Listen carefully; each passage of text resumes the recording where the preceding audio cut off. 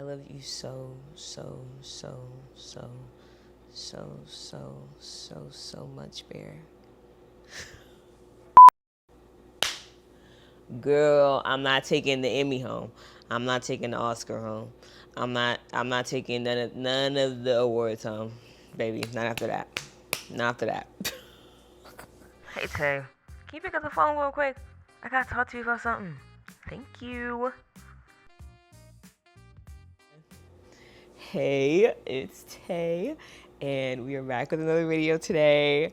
I don't know if you could tell based on what I just did, but obviously we were talking about the movie Succession.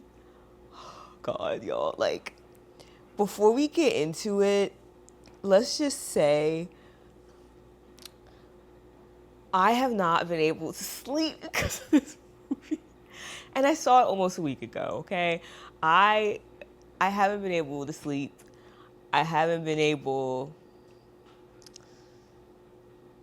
to do anything really. I've only been thinking about this movie, so the name is quite fitting. Yeah. And just to give you another perspective, when I went to go see this movie, for one, I was like this the whole time.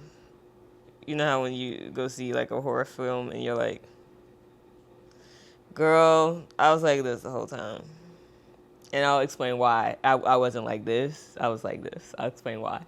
And then I've never seen people hide like in the hallway when you come up to the movie and like hide and watch it from there. Never seen that before.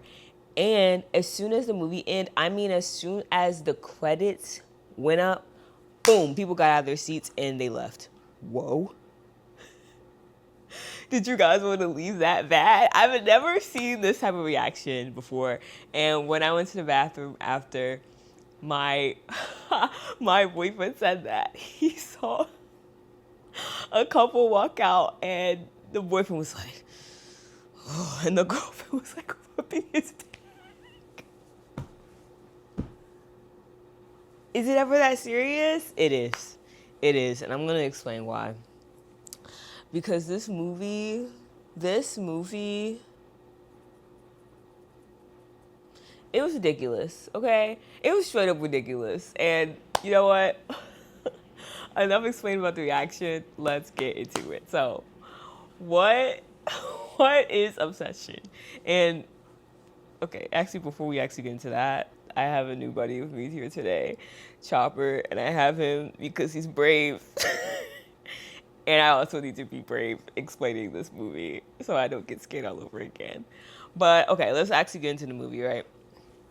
So, Obsession, if you have not seen it, in this, obviously this will have spoilers. I'm going to be talking about the whole movie. So, if you don't want spoilers, please come back and watch it after you're done looking at it. If you don't mind, welcome. I'm happy to have you.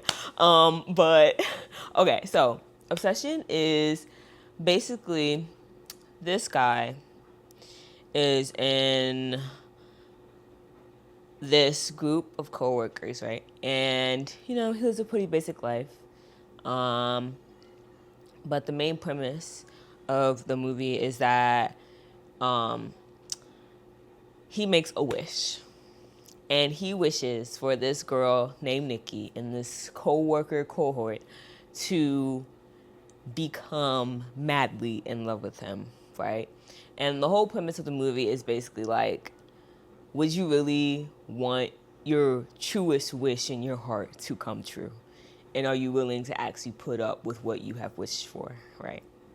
So I think, okay, so let's go with like what I guess the general public might view this story as, right? They might view this as, oh, it's just like that crazy ex-girlfriend I had back in the day. She just turns it on and turns it off.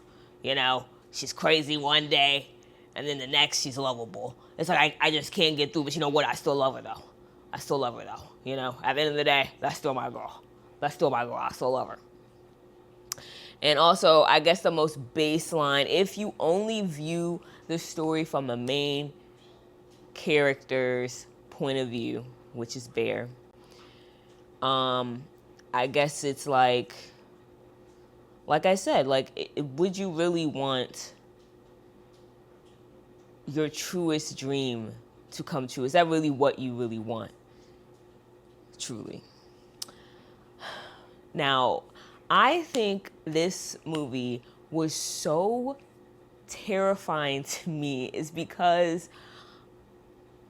I think it really just showed the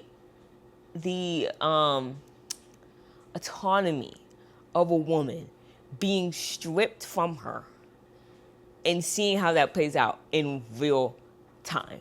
Like, I think it was so horrifying to watch this girl whose life has now been taken over by a wish that her coworker made, that she doesn't like, by the way. And now she has to be madly in love with him and can't even control it. I think there's so many like underlying messages within this movie that, because of how realistic it is to what it can be applied to in real life, it is horrifying. Like, I think, obviously I'll get into my feelings, but like, I walked out creeped out. And I think the director did a really great job of showing creepiness, of course, through the plot, but also how the movie was shot. I don't think, I don't like horror movies, right? I don't like horror movies. But the way it was shot in a way that is so creepy. And it's, okay, I'll get into it. Okay, so let's talk about the plot first. So when Bear makes this wish, I see a lot of people saying like she's possessed. I don't think she's possessed. I think it's more of what happens when you are your own person and somebody like writes down exactly what they want you to do. You have no control over it.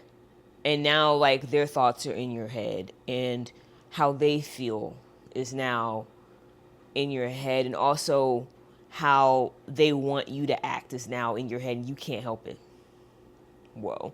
Have you ever seen Ella Enchanted? Ella Enchanted, just like that. They said Ella, do this. And she did it because she had to. She's about to kill the love of her life because somebody told her to kill him. Okay? It's basically like, it's the same thing. The plot essentially follows Nikki as she descends more and more into Bear's thoughts. That's how I view The Wish. I view The Wish as all of Bear's thoughts and desires all into one, and they all insert itself into Nikki, and that's like the main front that she has.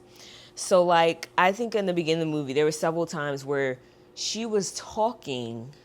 It was like a couple of times where she was talking as though she was like Bear. Girl, you are not Bear. And at first, a lot of my theater experience, at least, had a lot of nervous laughter because we did not know what was going to happen next. But when she first started, when you can see the going back and forth between Will Nikki and Wish Nikki, you can tell like it's his thoughts in her. And I think that is such a horrifying thing. Like, you're being stripped of your autonomy. And now you are acting in somebody else's best interest. Like, anyway. So I think at first the switches were funny, I guess, when she saw, I think at one point, in the car, when he first breaks the wish thing and she comes out well, she doesn't, does she go into the house? I don't know, but she's standing there in the shadows, which the director uses a lot throughout the movie. I think it is established like within the first like 20 minutes of the movie, not even 20, like 15 minutes of the movie, that the shadows mean something, and that means that's the wish Nikki, okay? So when she comes out the house, like, oh, what was I even talking about? Because y'all, like, when I tell you, I'm just seeing the scenes flash in my head. But in that first scene, it's very haha, because it's from Bear's perspective. You're like, Bear's like, oh my God, I can't believe this is happening. Like, she actually likes me. But I don't, to me, it was not funny after that, because it showed very clearly, as soon as that wish was made, she did not know what she was doing at all. The first scene where you really see her freak out is when they're kissing, and she freaks out and she screams. And I'm just like, a very like uncomfortable feeling in my stomach. Like I could just feel my stomach drop. Like, I think any of the scenes where she's, going back and forth, this might be like a reach, but like it can remind me of like people who might be drunk and they're getting like taken advantage of, and all of a sudden they might sober up and you're in a situation that you didn't even know you were in. That's what it reminded me of. And like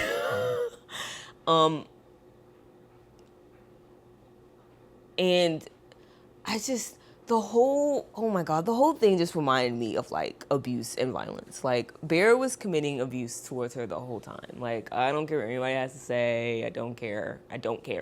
And there was one point, like in the trailer, you see her dressed up in a nice, like, I think a lot of like the preview clips showed her in that, and when they're in the diner and they're having a conversation, and then she like stands up and starts yelling at him. That's when like all the lies start coming out about from Wish Nikki. And Bear, now that he has his dream girl, he's like, oh, you know what, I'll accept the lies. Which I think really like puts her deeper into the wish, because I think it like encourages the wish to get stronger and more insane. Like, I think that was also real Nikki going, please acknowledge that this is not normal. I am not acting the way I should be, and this is not even realistic. Everybody was confused. Their coworkers were confused. Everybody was confused. And even when the real Nikki, we have like 5 minutes with real Nikki. Real Nikki considered this guy a coworker friend, and literally in the car before he broke the wish, she was like, Sarah like you, you know that. So she didn't even like, she did not like him. So imagine you don't like this guy. And I feel like this is where like the nice guy trope comes in. You don't like this guy. You only see him as a friend. But he wants you so bad that now you have no choice but to love him and be obsessed with him. Like, if he is not near you, you physically feel ill. Yuck. Like, I'm sure, imagine you are in your body, you're seeing all of this happen, and you have no control over it. Oh my God, worst nightmare. Oh my God, worst nightmare. My God, worst nightmare. Anyway, right after that diner scene, I think this is, to me, I knew this is when the movie was going to take a really dark turn, and like when they come back from dinner, that's sexual assault, baby. If you don't view that as sexual assault, I don't know what to tell you. So the director sets up the scene, and she's literally like staring like dead into the camera. And I'm just like my heart literally broke and my stomach, like I felt sick. Like he's sexually assaulting her. His friend basically told him, hey, something wrong with her. You need to fix that. What does he do? Go back home and have with her. Okay. And she's not even enjoying it. Bear is so selfish that he don't even look at her. Because if he looked at her, you would have seen that she wasn't enjoying it. But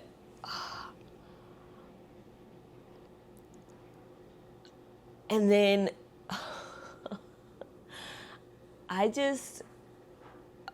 there's so many things to say about Bear. And I think the two things that I walked out of the theater thinking was, okay, I don't know when they filmed this, but like the whole like man versus bear conversation. I don't know when they did it, but it's quite ironic that his name is Bear. Would you choose the man or would you choose the bear? Who would you rather get into a fight with? Who would you rather come across with? Well, now there's a man named Bear, and he literally is assaulting this girl right before our eyes. So I don't know if they actually used that conversation, but it is pretty interesting that it is being used. Okay. And then also with this whole nice guy concept, sure. From the outside looking in, Bear is not an outwardly violent guy. But all throughout the movie, you can tell that there is something seriously wrong with Nikki. She gets more and more unstable to the point where at one point she is literally standing in the corner room in the dark. Oh my God, I can see it right now. Oh Lord, y'all. Like, I'm trying to tell y'all, this movie really messed me up. Literally in the dark, in the corner, talking about some go to sleep whispering. Absolutely not. Absolutely not. But he can see that she is unwell. And there is even a point in the movie, it comes way later on, where even though she's done crazy things, right? She done peed on herself. She done pooped on herself. She done messed up. She done taped him inside the house. And I'm sure you can make the argument of, well, that shows, domestic violence where, if you leave, what is that person gonna do, right? And I'm sure that's what Bear was thinking. I'm sure he was like, well, she's obsessed with me now. I have no choice but to be here type. But there's at one point in the movie when the wish Nikki was asleep in his bed. Oh my God. This is like, y'all, this movie affects me so bad. Almost to the point where I'm like, dang, I'm gonna watch it. But yeah, like there's one point in the movie where the real Nikki literally goes, it's me, the real Nikki. Please kill me so I don't have to go through this anymore. You know what Bear does instead? Is it really that bad to be with me? Dude. Now, do I remember if this is before or after the party scene? I feel like it was after. It was after the party scene. Mind you, this man, okay, let's run through what he has seen. Like I said, pooping on herself, peeing on herself, taping him inside the house. She has screamed in his face. She has stood, like I said, in the corner looking crazy. She's done all these things. Oh, and if this is before the party scene, I'm pretty sure it is after the party scene. Acted crazy jealous, right? In front of everybody, acting a fool. Smashed her head in with a bottle. She smashed her head in somehow, right? And then she refused to go to the emergency room, blah, blah, blah, whatever. So let's go back to this scene That's all that he saw, right? Let's go back to the scene where real Nikki is begging him to kill her so she can stop it. He goes, "Is it so bad to be with me?" Dude, after all that you've been through, you would rather keep suffering. You're gonna ask the real Nikki, "What's wrong with me? Why don't you want to be with me?" Dude, she's begging to get out of the situation and you're still thinking about yourself. Oh. So that whole nice guy stuff, yeah, that don't fly with me. That don't fly with me. That don't fly with me. A real nice guy, if you really want to put it that way, would not do that.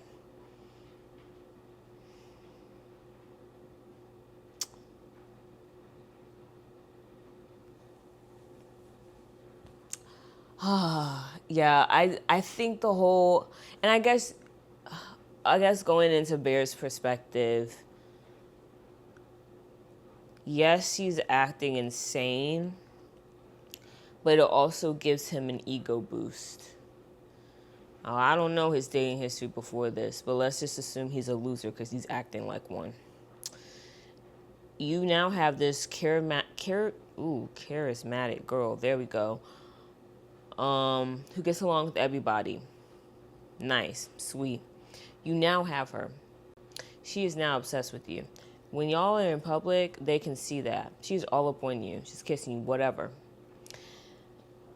She gets jealous quite easily. I'm sure at the party, yeah, he might have been a little bit embarrassed.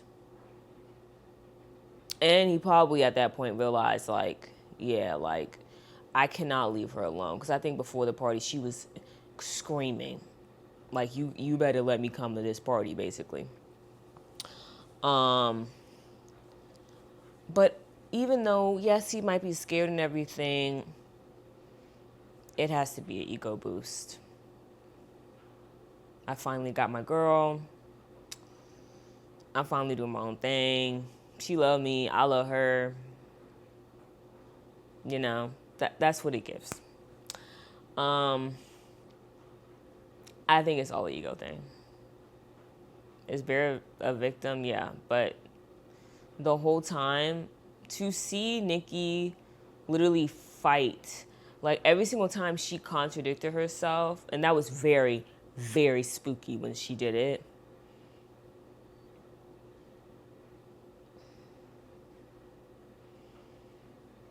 You didn't see that and go, yeah, I definitely did something wrong. I mean, he was like denying that something was wrong with Nikki. Even his friend was like, dude, something wrong with Nikki. And I think you taking advantage of her. He was like, no, everything's fine. Okay. Now, of course, once again, going back to the domestic abuse thing, you're hiding things at home. So, it doesn't get worse, right, at home with Nikki. But, dude, that girl begged you to put her out of her misery. She has screamed multiple times in your face, basically showing you the real her, trying to literally claw her way out. That's how I would describe the real Nikki trying to bust out of this wish. And you just said, nah, she still like me though. Okay. I don't think it clicked for him that, oh, this wish is definitely wrong until Nikki killed Sarah. Why did it take you that long? And going off to Sarah, bruh, dude, I think I find it so heartbreaking that everything that all of Nikki's thoughts were like swapped because she was in like all of her thoughts now were Bear's, right? In my version of the movie. So this jealousy with Sarah, I think it's like, okay, Nikki already knows that Sarah likes him. So Wish Nikki is now going to use that information to make herself jealous to act this way towards Sarah. That's why she kills her. That's why she dresses up like her at the end. That's why she draws them ugly tattoos on her body. To do that all for a man, and for a man that you don't even like. Oh, that's so nasty. Oh, that's so nasty. Ooh.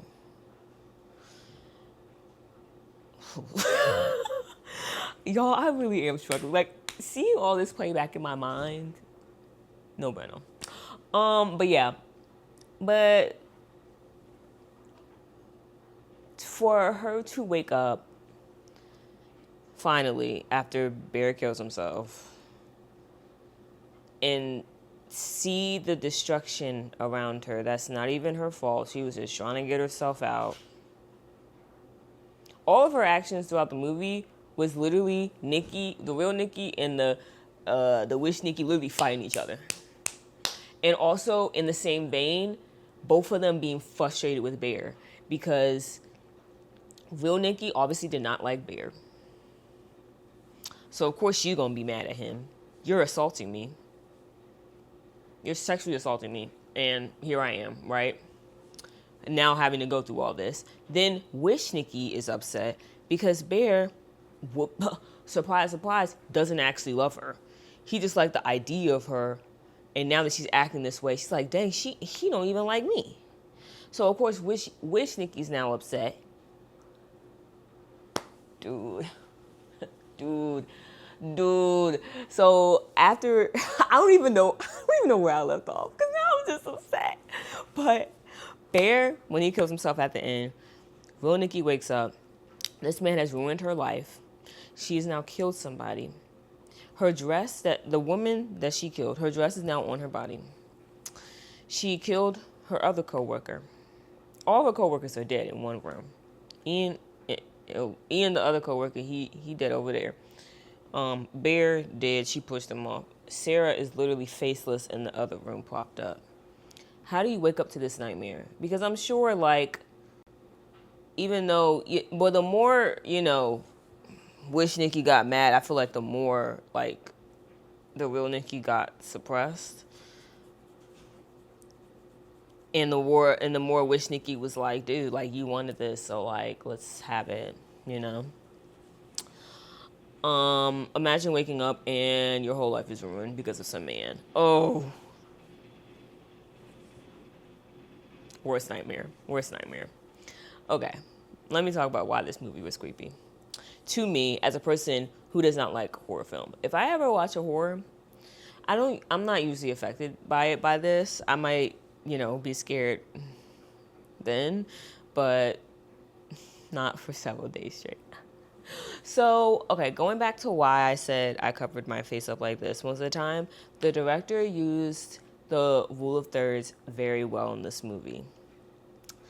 He used a trope that if you see empty space, something's going to pop out, right? Sometimes nothing happened when there is, like, let's say Bear's over here and there's empty space right here. Sometimes nothing would happen. Sometimes things would. So it's like you never know when something's going to pop up, right? And that happened in the scene with Sarah because it kept on going back and forth. Both of them were switching like back like this with the screen, right? They were like this with the screen, going back and forth with how the camera kept on going. So there's always empty space, right? And then that's when you see, Wish Nikki come up and bash her head in. Jesus Christ. Even though you can tell that was obviously coming, it was still a shock because you literally did not know. The director also used a very good use of like sound and music too. In that scene, there was like happy music in the back. But I was like, it's not going to be happy for long because she's coming. And she did. And it went silent and the sounds were it was a lot of sounds. The other thing that he used very well in the movie was the use of shadows. And I think, once again, I'm not a horror movie girl, so, I'm not an expert, you know what I mean? But for this movie, I think he used shadows very well because it showed when the Wish Nikki came out, right? When Bear first broke it, boom, you see her whole entire body engulfed in a shadow. When she first shows up at his house in that red dress. Now, even though we've only seen Nikki for a few moments, that red dress is very jarring. You see the red, but you don't see her face because she's in the shadow. That scene when she's in the dark and they had that crazy makeup on her and she looked insane. Shadows. Anytime she did like any type of unnatural body movement, like when she ran up on him, she was in the shadows. Even though she's always backlit, and even in spaces where you think she would be well lit, she would be shadowed because she about to do something crazy because it's Wish Nikki. Yeah, even the way she was lit, like her eyes would look dark a certain time or whatever. Like, I think they use shadows very well. And also the actress, I don't know how to pronounce, is it Indy? I don't know. But the actress who played Nikki, the way she can contort her face was terrifying, because most of it was her, except for that makeup in that night scene. Like, I was like, dude. And smiling is always going to be an uncomfortable thing to look at in horror films because you're like, what are you smiling about? There's nothing to smile about. That's why they have a whole franchise out called Smile. But she looked like a whole different person when she was smiling, and that's when you saw that she had defecated herself and she was peeing on herself. But yeah, the way she portrayed Nikki, it gave up such a heartbreaking performance that I couldn't believe. I just couldn't believe it. Your girl was terrified every single time. I mean, the way she wailed, the way she cried, it made you very uncomfortable.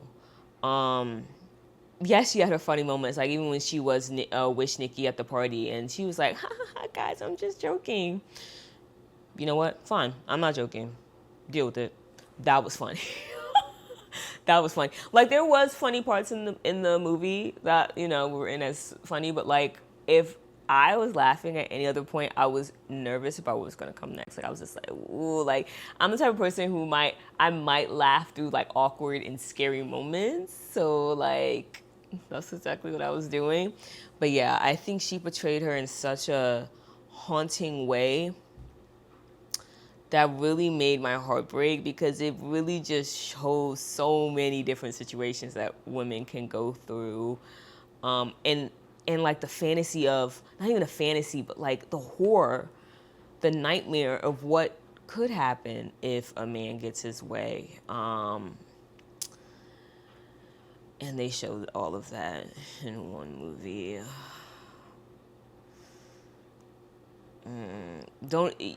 She couldn't even have control over killing herself. Dude.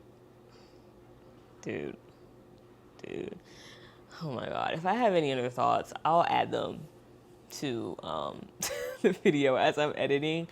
But this movie was so horrifying to me as a woman. It really was. It really was horrifying, because I just couldn't believe what I was looking at. And the use of the directing of the movie made it so much more horrifying.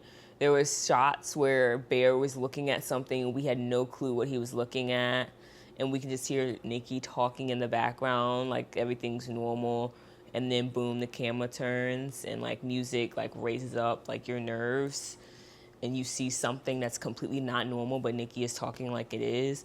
Yeah, like this movie, it was too good. But yeah, that's my thoughts on Obsession. I need this movie out of my head. I want to go to sleep again. Yeah, but let me know your thoughts and anything about the movie that you took away, whether that's the man versus bear situation, the nice guy trope, any thoughts on, domestic violence, anything that you took away from this movie. Let me know, because girl, I can't. But yeah. Don't expect too many horror stuff on here. I don't like being scared. And I thought this was going to be a hee hee ha ha movie based on the trailer, and it wasn't. So, yeah, you know, like, because I'm such an empath, like, I felt all of Nikki's emotions and stuff. But yeah, so sorry, I don't like movies where I can think too hard into it, and this is what happened with Obsession. So yeah, I will see y'all in the next one. Thanks for listening to look, can't even talk. Thanks for listening to me rant. I appreciate it. I love you. Okay. Bye.